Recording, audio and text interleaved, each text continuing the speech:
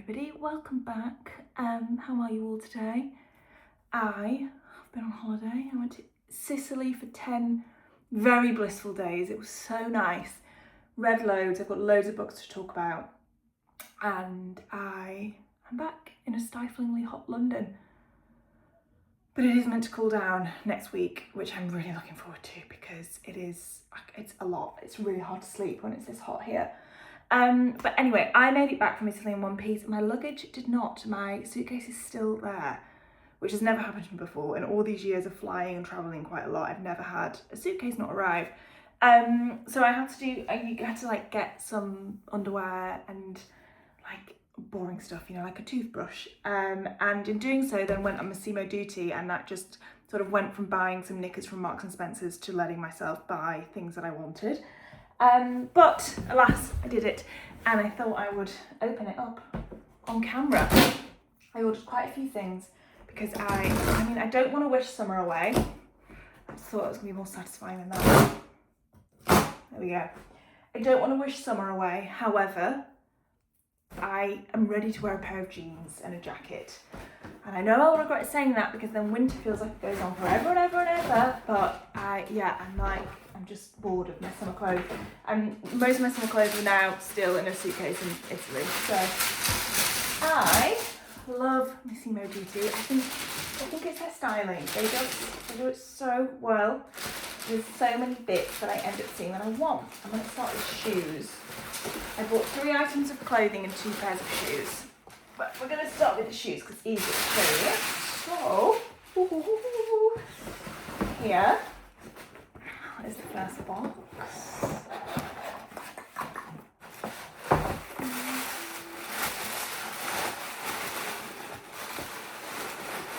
These are a very simple, tiny heeled, leather, black, quite a high vamp ballet flat. I don't have any little black ones with a little heel, and it tends to be so flattering, and I keep buying shoes from Massimo Dutti because they're so comfortable and they fit really well and they seem like really good quality. Let's see what these look like on. Ooh, they're just so simple but so good. Kind of looks like it's got a Mary Jane strap, which it doesn't have. Yeah, I like those a lot. You can't really go wrong, can you? Just wear those with so many different things. The leather's really like thick and squishy. What's that? A bit of paper. So I think these are a keep. By the way, these little shorts from Donni, and this is from Marks and Spencer's. Okay, keeping these. Might even wear these this evening because I'm going to a friend's birthday party just at the pub, but that could be quite nice with like a cute skirt or something. I'm so hot. I'm so hot. I'm so hot. Okay, next pair. Bit more fun and exciting. Also ballet flat though.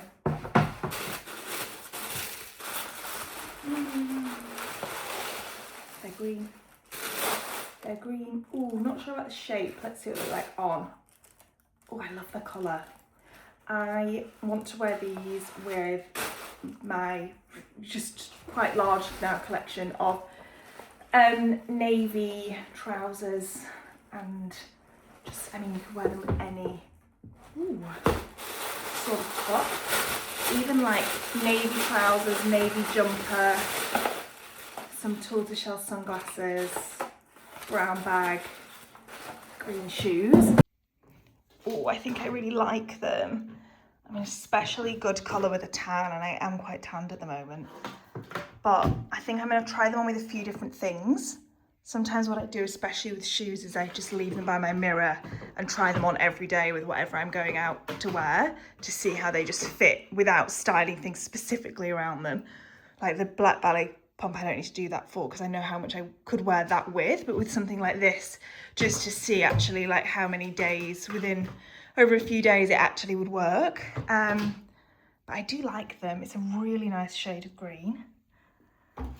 So these are going to be a maybe, I think. All right, the first item of clothing is this shirt. I love it. It is different shades of blue, my favourite colour to wear, stripy. shirt, really good length in the body. It's quite cropped, well not cropped, but it's not, you know, sometimes shirts are much longer at the back, which I like, but sometimes find that it can mess with my proportions a little bit. So this is really nice and straight all around. It's wool, so it's very uncomfortable to have on my skin right this moment, but I love this. Okay, these I'm going to return. Another green item, and I really like the colour, but they're not quite long enough and they're not quite short enough either. I think if it was more of a crop it would work, but they just look too short. But they're like a linen trouser, obviously having a bit of a green moment, but yeah, not the right length for me. Okay, next is somewhere between a trench and an anorak. I'm going to keep this on the maybe pile for a few days, but I really liked it because I really like collars like this, like a stand collar. I think it's very chic indeed, and it's quite lightweight, so it would be a good in-betweeny jacket. And I mean, it feels like it's waterproof. It's probably not, because it's not like a technical brand, obviously, but it's a good shape. I really do like the fit of it. So I'm going to put this on a maybe pile. It feels so hard to imagine wearing this right now, but I'm going up north next week and it's going to be like 18 degrees there, and I think it's crazy how different you can feel after just one day in a place that's not 30 fucking degrees and feels like it's 30 degrees indoors. And then suddenly I'll be all like, of course I can see myself wearing a coat again. Whereas right now, I don't think I ever need a coat in my wardrobe, ever. But yeah, that was my little haul. Oh, hello guys, excuse that bit of light from the blind. I'm in the same place that is several hours later, and I'm just going to put some makeup on. I'm using a whole mismatch of makeup because my makeup bag is in my suitcase, which is not here with me. And I'm getting ready to go to the pub.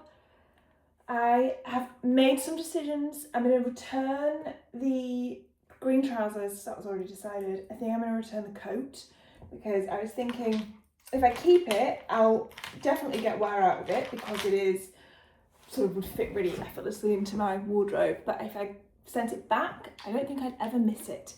So based on that logic, I just sort of slightly need to use this mirror that's here. I'm going to return it, and possibly the green shoes. I've just tried them on with this outfit.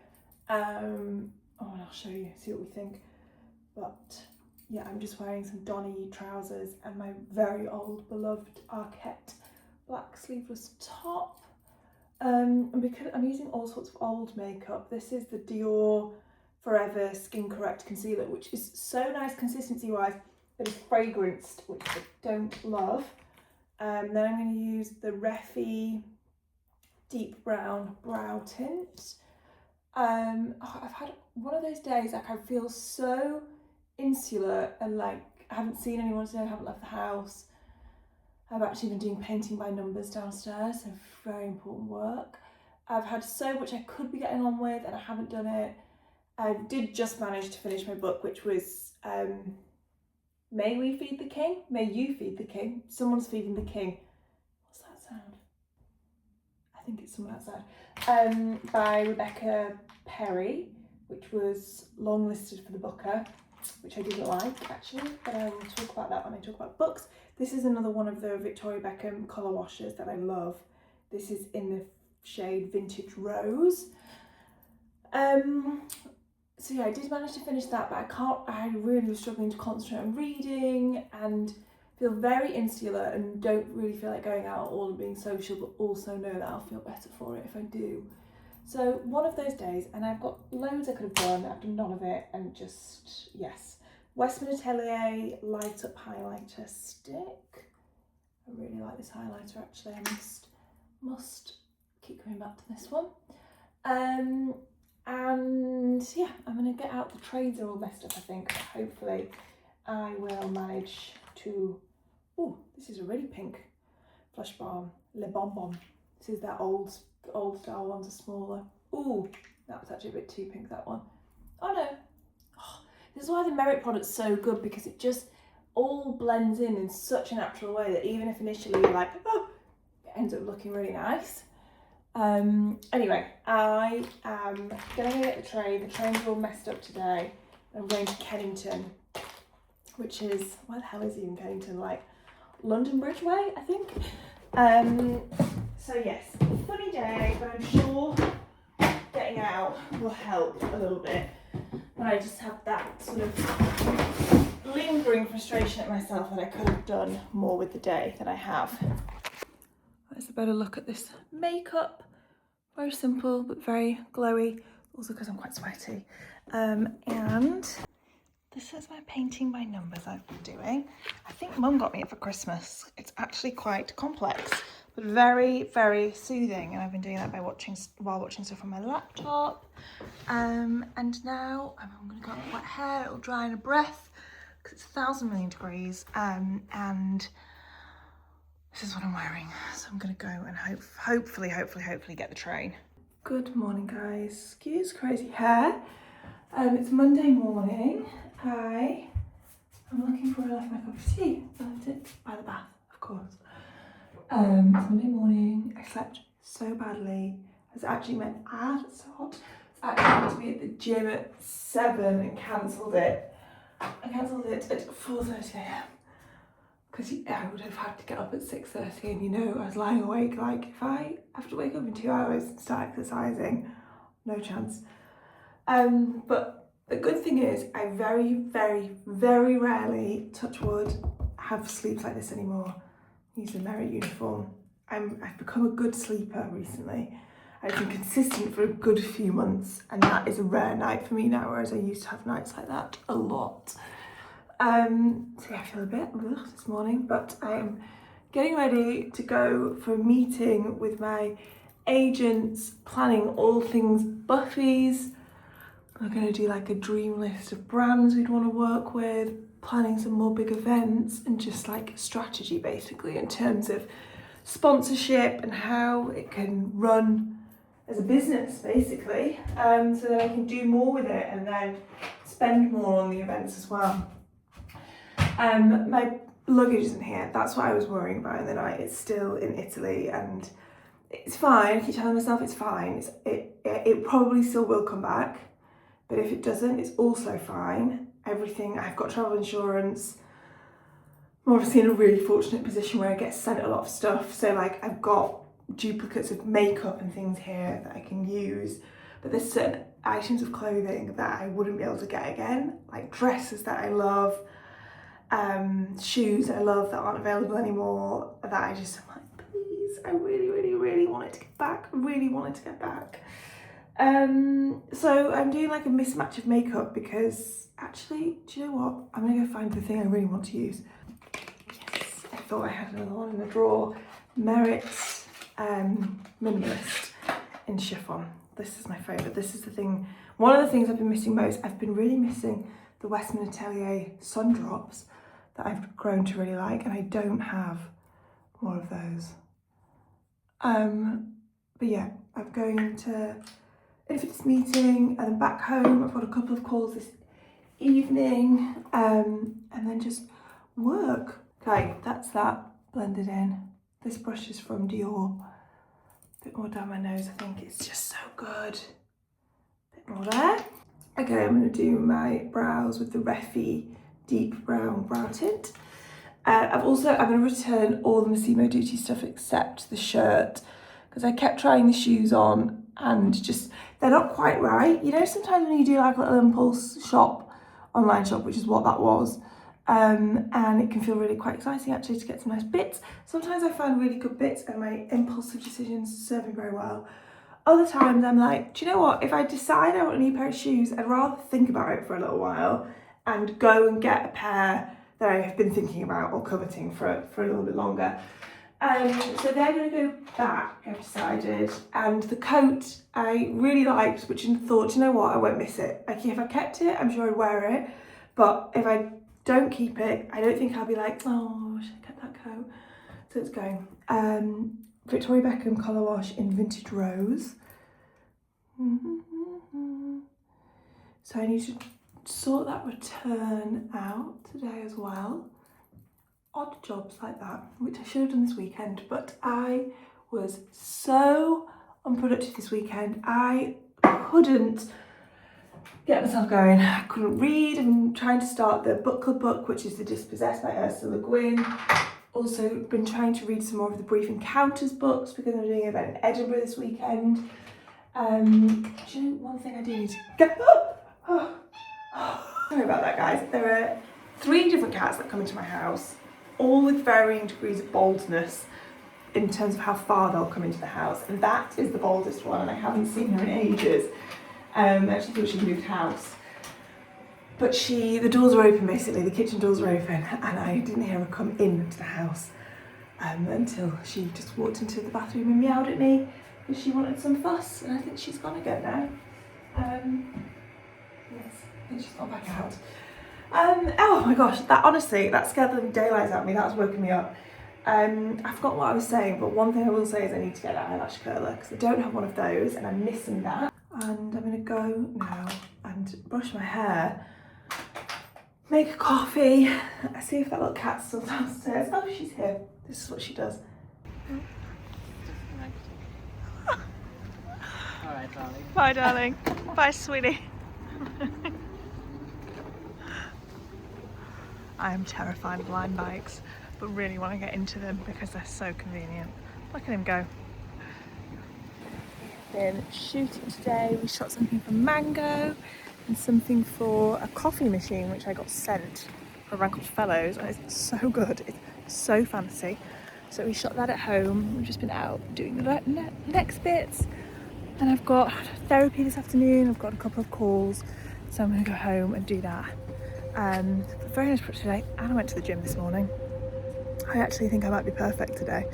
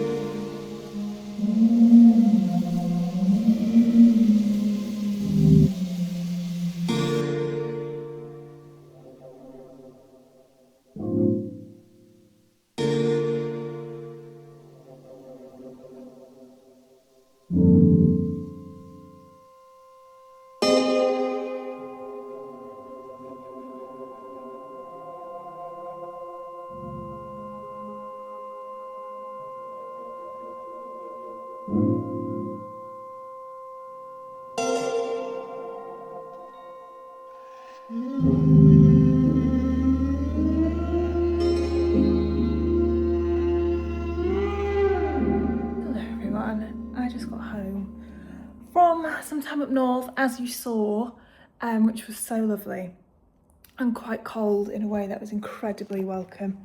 Oil kettle. It was lovely. Oh, it was so. We went to Haworth. We're in Edinburgh for the book festival. Mum came with me, which was so nice. And the event went really well. Everything was just tick tick tick tick tick. Basically, I've had such a nice weekend, and yeah, it's Tuesday evening now. And I got back to a Ruggable. Sorry, that kettle's probably really loud. Somebody commented on my last YouTube video saying that I needed to get a runner from Ruggable for the kitchen. And I thought, I do. That is basically, if you didn't watch that video, I was complaining about, you have a like light grey floor in your kitchen. All you do is clean, hoover, mop. And the second you do anything in the kitchen, there's just mess again on the floor. It's so, I hate this floor so much. And then someone said, get a runner. And I thought, I'd never thought of that. And to get one from Ruggable, because they're washable, it feels very big to wash, but I guess it just means you can also spot wash it really easily. Anyway, I got this one. Let me show you. This is it. I'm so happy with it. It also feels quite nice to walk on a bit of carpeted area. You can see even where I've cleaned this floor, it's just never clean. But I really like this. And yeah, it feels so nice to walk on a bit of carpeted bit. And I guess everything will still kind of get caught there, like bits and things, you know, when you've been cooking. But I can hoover that easier, and it is just more that, like, I don't know how, I don't know if it's because there's also water, so if there's, I don't know, but it just gets so grubby so quickly. So I'm very, very, very pleased with my new Ruggable rug. I think it looks really nice. Thank you so much to the person that recommended that. I'm just gonna make my tea. I don't know what tea I want. I'm gonna have throat comfort. The second bit of good news is that my suitcase, literally 10 minutes ago, just arrived back. I got back, today's Tuesday, I would have got back 2 weeks ago on Thursday. So almost 2 weeks it's taken to get this suitcase here. It's been a nightmare, but it is here. I'm so pleased. So I'm gonna pack, wash all of the stuff that's just been in, horrible. I'm gonna get everything washed, and I'm at home most of tomorrow actually, so I can have like a good day, just getting on top of all of those post-holiday things, but just 2 weeks after my holiday. And the thing I'm most excited for is my red light mask again, because I have the big one, which I was doing a little bit, but I couldn't take the big one up north with me. And you can't really tell, but the difference in my skin from not doing my red light mask, can you see that kind of like tiny under the skin spot? And I know it's really small, but when my skin got bad a few years ago, it sort of started with those. And doing the red light mask has completely changed my skin. And in 2 weeks of not doing it really regularly, I'm starting to notice a difference. So it really is a testament to how much those things bloody work. Even though I know we see people talk about them all the time, they definitely do just work. Oh God, I'm so excited about the rug. You know when you get something new and it makes your whole room feel really, really different? I've got that feeling, and it's such a nice feeling. Anyway, I'm gonna make some dinner, and I've got so many books to talk about, and they were all in my suitcase. So now that I've got them, I can talk through what I was reading on holiday, and do like a big book chat for the end of this vlog. But I hope you've enjoyed it. I edited some of it earlier and really liked the like kind of slightly moody montage of the beautiful northern England. So yeah, I'm gonna make some food. I'm starving. Hello everybody, I'm here with a coffee and a ginormous pile of books. It's Wednesday. I am wearing the same t-shirt as I was wearing yesterday. It's from Cawley Studios and I love it. And I wanted to wear it again, so I am, because I'm just working at home today. And I've got loads of books to talk about because I read loads on holiday. So let's just do it. Oh, that is good coffee. I make a really good coffee, just so you know. First, Burnham Wood by Eleanor Catton. I've been wanting to read this book for quite a while, and it did not disappoint. I did put this in a vote one month and it didn't win, but I might put it back in the vote another time because this would be a great book to talk about. The ending, I'm obviously not going to spoil it, but for anyone who's read it will know, the ending does leave you wanting to talk about it. So it is set in New Zealand, and Burnham Wood is essentially a group of activists, environmental activists. This would be kind of classified as an environmental thriller, I think. And they find often privately owned but unused land where they go and plant plants and crops and use the land. And there is a landslide that happens in an area called Thorndyke that then reveals an opportunity of some land that's privately owned by this very wealthy man who has recently had a knighthood, so he's kind of in the press. One of the founding members of Burnham Wood, Mira Bunting, who is one of the main characters that we follow, she goes to Thorndyke to scope out the land, and while she's there, bumps into this American billionaire, Robert Lemoyne, who sort of very enigmatic and mysterious and sort of quite sinister at the same time, and he essentially shows some interest in Burnham Wood, and they as a group have to make a decision of whether they're going to accept his offer of help, and sort of just by virtue of being a billionaire, he goes against all of the morals that they have as a group as well. So they're kind of in this predicament of deciding what to do about that. She really explores sort of factions within the group at Burnham Wood. There's some really great musings on friendships and loyalties within friendships. There's a little bit of romance in there as well. She covers a lot. There is a real gear shift halfway through this book, so it's slow start. It's a really slow start for probably about halfway through, and then it just goes and goes and goes. So if you're struggling with the first half, persevere. It's entirely worth it. And I listened to a podcast with Catton, and she was saying that when she wrote this book, she did it page by page. So rather than sort of sketching out the whole plot and the idea and of what each character would do and where they would end up, she worked on a page until she was happy with the page, completed the page, moved on to the next page. So she as a writer doesn't fully know what each character is going to do, where each character is going to fall as she's writing it. And knowing that, you can really tell, which sounds sort of not very complimentary, but I mean it in a complimentary way, because I think within doing that, she kind of does capture the unpredictability of what all humans are capable of. And especially when you're up against something, in this case, the character of Robert Lemoyne, a billionaire who is asking the characters to really test their morals as well. So it was brilliant. It really was gripping. And if you are finding the first half slow, persevere. Oh, sorry, the door just went. I'm back. The next book I read was Lives Other Than My Own by Emmanuel Carrére. I haven't read any of Carrére's work before. He's a French writer. This is a memoir, and it is, as the title suggests, him exploring this tragedy within people's lives other than his own, but people who he's close to and has contact with. The first is more circumstantial contact. He's in Sri Lanka when the tsunami happens, and he is around all of the catastrophe that followed after that and all of the grief, the collective grief, and also more of an individual grief of people that he'd met while he was in Sri Lanka who had lost members of their family to the tsunami. And then from there, he's sort of musing a lot his relationship with his partner. I don't know if they're married or not. And they go back to France, and then she finds out that her sister has cancer, and then he kind of is interested in her sister's journey, and also specifically a man that her sister worked with who had also had cancer when he was much younger.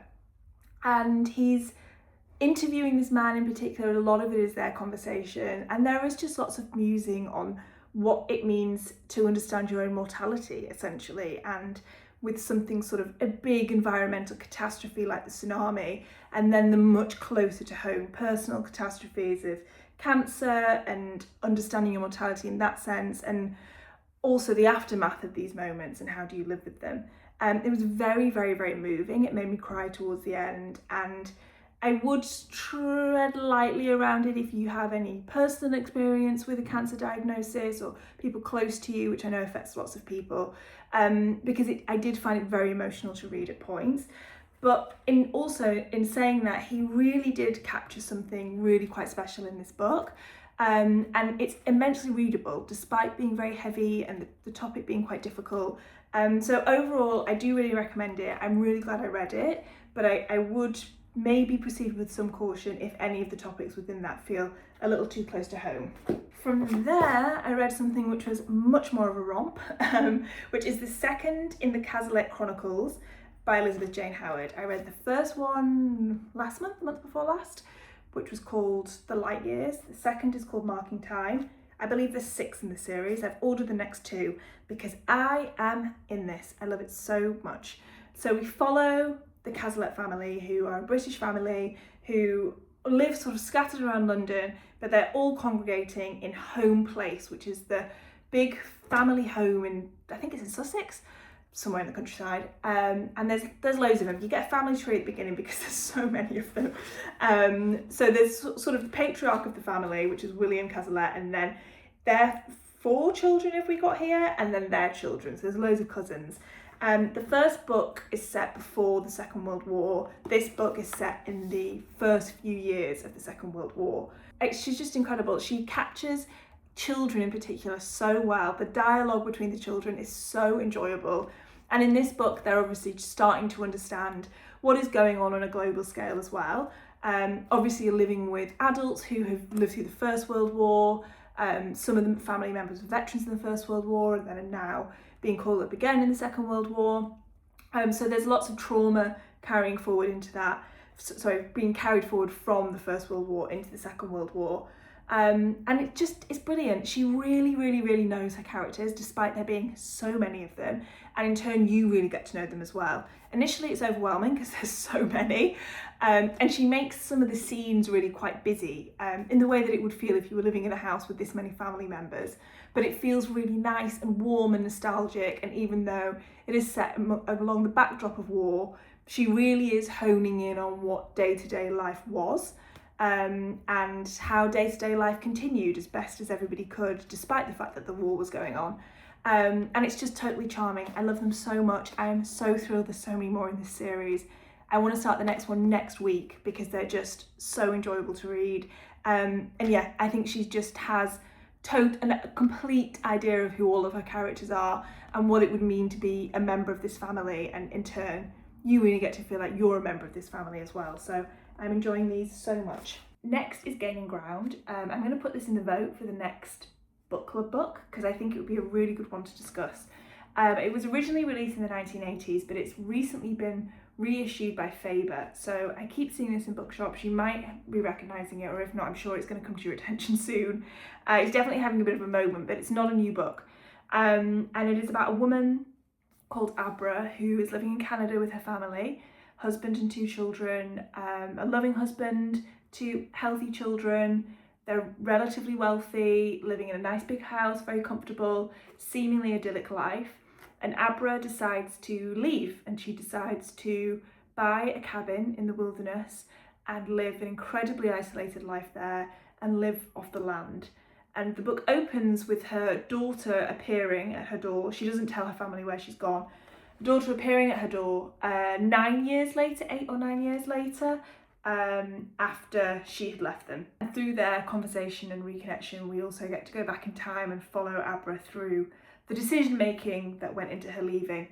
And I thought it was a really interesting book. I thought it was a really interesting commentary on motherhood, specifically identity around motherhood. And I want to preface this by saying I'm not a mother, I haven't had children, so I'm not speaking from experience here.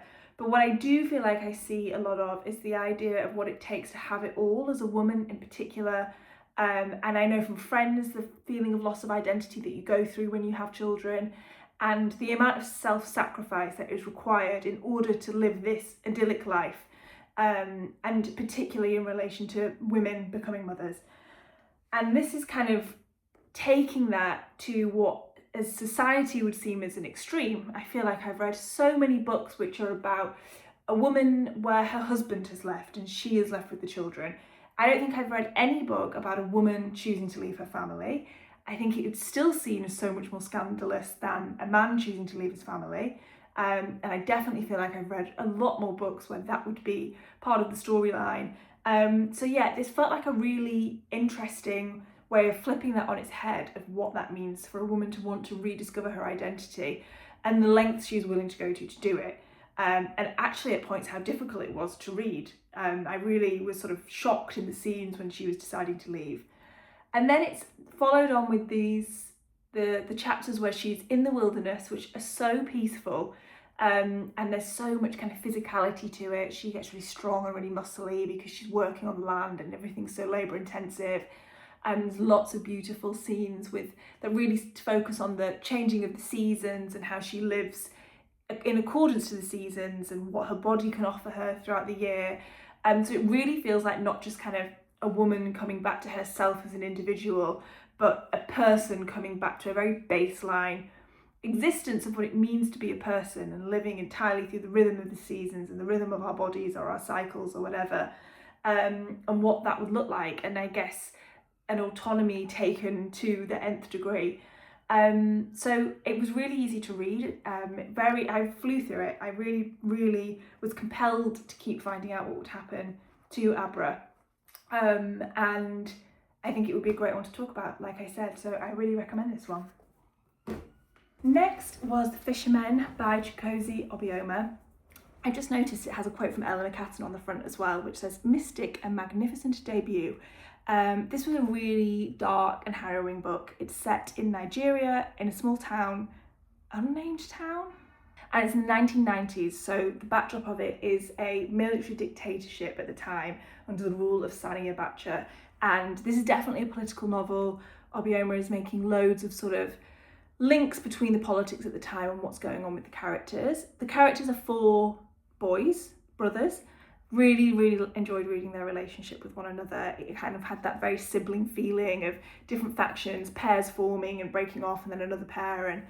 And they, one day while they are fishing, they run into the local prophet, who is a man called Abulu, who has very severe mental health problems.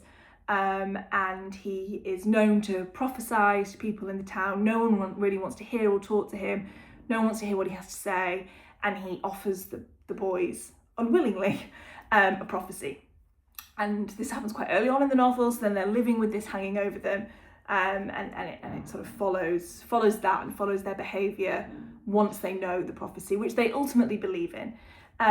The way that Abulu was written was quite difficult at points. It sometimes felt a little bit uncomfortable, this marrying of the ability to prophesy with what was a very severe mental health problem, which is written as sort of the village lunatic, essentially, who is ranting and raving. He smells, he's covered in his own excrement. There's lots of really vivid scenes, especially around smell, to do with him. And I sometimes found that a little bit difficult to read. But I think the way that Obioma places his prophecy and the way that it festers in the mind of the brothers and, you know, goes on to dictate the decision making in some way, was really clever. It felt predictable at points, but it in no way then took away from how upsetting it was when certain things come to light for the characters. So it wasn't necessarily a holiday read. I wouldn't recommend it for a holiday, but overall I would recommend it. I'm really glad I read it.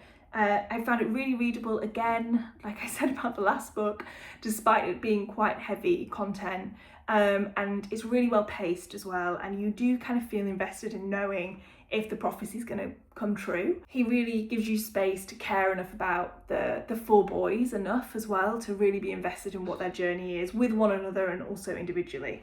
Next up, I finally read another Iris Murdoch. This is The Bell. I read The Sea last year. It was one of my all-time favourite books. Iris Murdoch has written a lot, and from what I've read online, a lot of hits, a lot of misses. So I've been a little bit nervous about reading anything else from her, because you know when you feel so kind of enamoured by a writer and then it feels risky to try and read something that you might not like as much. I didn't like this as much. I don't recommend it as wholeheartedly as I would recommend The Sea, but it has given me a greater appreciation of what her style is and what it means to be immersed in a Murdoch novel.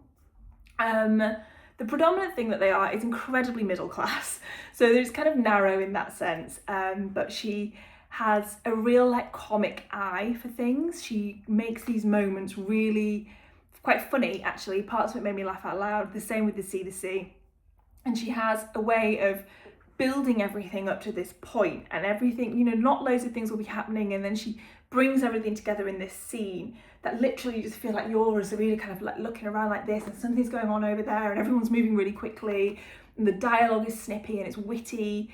It's great. So the book is mostly set in Gloucestershire at an abbey called Imber Abbey, and we initially meet the character Dora Greenfield, who is married to a man called Paul, who is studying a manuscript that is kept at the abbey, and he's not that nice, he's not a great husband. So Dora had decided to leave him and have some good fun time in London, and then ultimately decides she's made a mistake and wants to go back to him. So he says, yes, I'll have you back, come to Imber Abbey, and we'll live here for a little bit while he's working on this manuscript. So Dora goes to Imber Abbey and meets everybody that is living there and working there, and Murdoch is really good at writing these slightly eccentric characters, and you know, nothing completely wild, but there's just something slightly offbeat about so many of them, which makes it really enjoyable.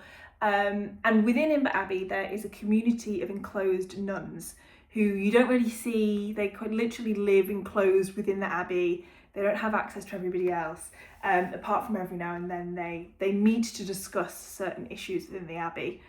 So they're ever present as well in a way that just feels, it's quite comical when you do have interactions with them. It's always in quite an unexpected way, which again, it really made me laugh at points. And the abbey doesn't have a bell, so it's getting a new bell, and the novel is working up towards the unveiling of the bell, where they will have an event to celebrate it, because they also want to get a bit of press so that they can also hopefully raise a little bit of money to keep the abbey going. And then the other sort of central character is called Michael, who is the leader of the community at the abbey, who is a closeted homosexual, and a man from his past appears at the abbey, so he's grappling with that.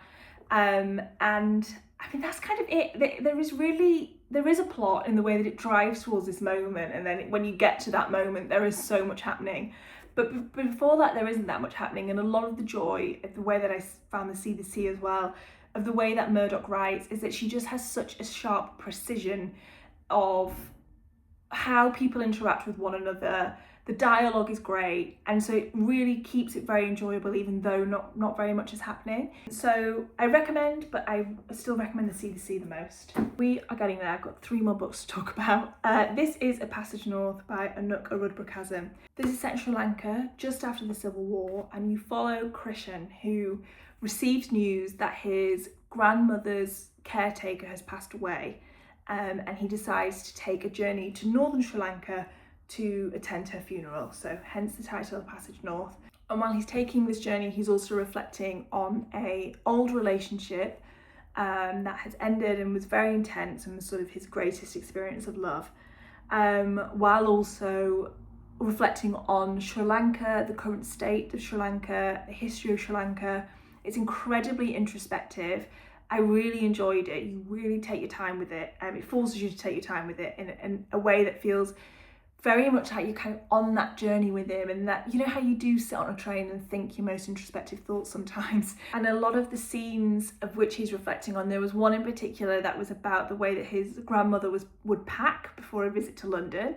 And it was such a sort of inconsequential scene within the book, but was one of those that really stands out when a writer has an incredible way of capturing very normal activity, but that really reveals something about a person, which I think, you know, we can all experience in real life, of the way we watch the people closest to us go about certain tasks.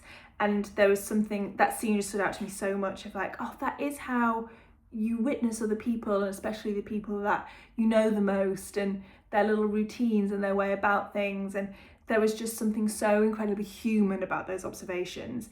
The way that he writes a relationship that Krishan is reflecting on is also really beautiful. Very much kind of one of those turbulent, I guess at times toxic relationship between 2 young people. And it's painful, like you feel his pain as he's looking over these years. And he basically has received a letter from this ex-lover, which has sort of reignited his thinking, and you go back in time to when they met, and you hear their story of their love, while he's also reflecting on it in the present day. So it was also a real insight for me into a part of history I don't know anything about. I don't know anything about the Sri Lankan Civil War, and he talks a lot about that. There are lots of really beautiful moments when he's talking about the what he's consuming, and what, like, media, and what he's reading and what he's watching about that period as well. So you feel like you've got lots of reference points as well. So yeah, beautiful book, very meditative, very slow, very introspective, lots of long sentences. You've got to be in the right headspace for it, I think. You can't skim read this one. You've got to be like in it and ready to slow down. In that sense, good holiday read. I think I'd have found it harder to read if I was like reading it on the tube and when I'm moving about. Okay, on to the last 2 books, which I read on my e-reader, so I don't have them here. But I read May We Feed the King by Rebecca Perry, which has been longlisted for the Booker Prize, and it was the one that I kept hearing people talk about the most, so my interest was piqued. But I didn't like it. It was not my cup of tea. It is about a woman who sets up historical scenes in historical houses, museums, stately homes, whatever. You know, when you would sort of be looking around and you go into the office of some sort of important person from days gone by, and there's the ink pot and the inkwell and the pen and the scroll and bowl of fruit, whatever. She's doing that. That's her job. And the opening chapters, all the chapters are so short, they're like a page long. The opening part of the book is talking about what goes into doing that. That bit I loved. I was so into it when it first started. I was so fascinated and just one of those things you just never think about, or I've never thought about, of that being someone's job and what that means and how you go about researching it. And she as a character is particularly meticulous with her research. She really wants to capture the moment. So imagining that the whole essence and soul and energy of the person whose room it was, who was in that scene, has just left the room, and you walked into it just as they've left, and it has that real, like, something alive to it. And she takes on a new job, and one of the scenes she has to create is in relation to a king we then go into the history of the king, who was a reluctant king, a king who didn't want to be the king, and much to the displeasure of the court, would sort of very reluctant to step into this role of king. And then for most of the book, you spend the time learning about the king. And that's where it totally lost me. I don't know what it was. I was so not interested in it. Sometimes I find that I'm a bit like this with books. If there's a huge shift in what we're focusing on, and I've been enjoying the first bit, and then I'm forced to leave it, and I'm just a bit like, but I would like to that bit, I won't go back to that bit. And then by the time it did go back to that bit, I'd lost interest in the whole thing, really. So it's short, the chapters are incredibly short, like I said, like a page long.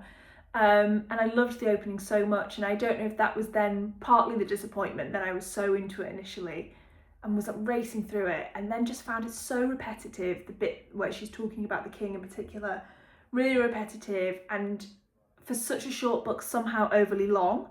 So yeah, it didn't quite do it for me. It's quite short prose as well, quite snappy and punchy, I suppose. And I don't know if sometimes with historical fiction that works for me as much, because you really want to be transported to that time. And I think sometimes that needs to be done, for me anyway, with just a little bit more scene setting than was there, especially for a book that was very much about the importance of correctly setting a scene.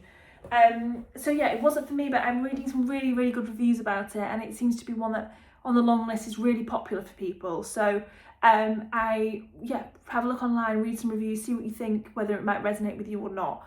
But for me, it just wasn't quite my cup of tea. And the final book I read was The Long Walk by Stephen King. This was because I've been getting a bit stuck in our current book club book, which is The Dispossessed by Ursula Le Guin, and I just needed to go to something that I always know I can really, really race through, which is often a Stephen King novel. And he did not disappoint, although this was by no means my favourite Stephen King novel I've read. So it is about a long walk that takes place along Route 1 in America, where 100 boys set off, and only one boy will complete the walk. He will be the last man standing. There's not a finish line, it is a survival contest. And he wins. I don't think it ever explicitly discloses what the prize is, but it kind of alludes to being lots of money, everything you could ever wish for, a life-changing prize. So they just walk, and each boy gets 3 warnings before you get your ticket, is what they refer to it as, which means being shot by the guards that are flanking them the whole way on the walk. And if you get a warning, which would happen if you walk below 3 miles an hour, which is the pace that they set. So you could need to stop and tie a shoelace, you could need to stop and go to the toilet, you could get cramp, whatever.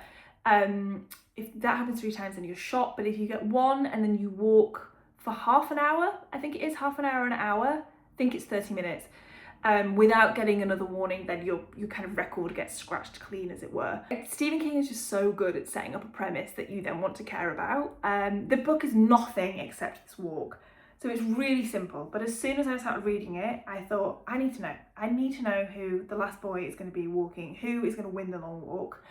And the other thing I think he's really good at is specifically being inside the mind of a teenage boy and how they express themselves. The dialogue is always great. And this is all teenage boys on this walk, so it really was him doing that in abundance, and the way that they talk about things and the kind of false macho pretenses under what is obviously an incredibly terrifying situation, and like all of the real typical things you would imagine teenage boys thinking. The only thing I would say is that it just could have been 200 pages longer, because you are doing nothing but spending time with the boys as they're walking through America. Not much time is really spent on the landscape, so you don't feel like you're moving through too much in that sense. Doesn't feel like a novel that's taking you on a journey in that way. It is mostly spent getting to know a small number of the 100 boys that are walking, and then just kind of like jibing at each other for days on end, hours. So I truly think you could have cut this book in half. It could have even been a short story, and I think it would have been still equally compelling, because ultimately you just want to know who is going to be the last boy walking.